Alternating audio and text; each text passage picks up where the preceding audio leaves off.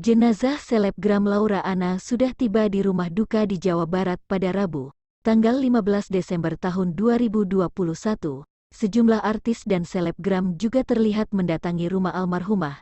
Jenazah rencananya akan dipindahkan ke rumah duka di wilayah Jakarta Utara. Beginilah suasana rumah duka Laura Anna yang ada di wilayah Jawa Barat.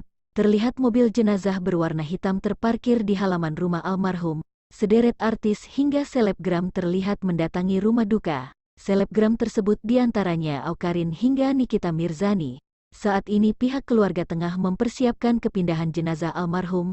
Terkait meninggalnya Laura Anna, pihak keluarga buka suara terkait kondisi terakhir sang selebgram. Disebutkan bahwa Laura mengalami sesak nafas. Tak hanya itu, Laura juga sempat mengaku penyakit asam lambungnya kambuh.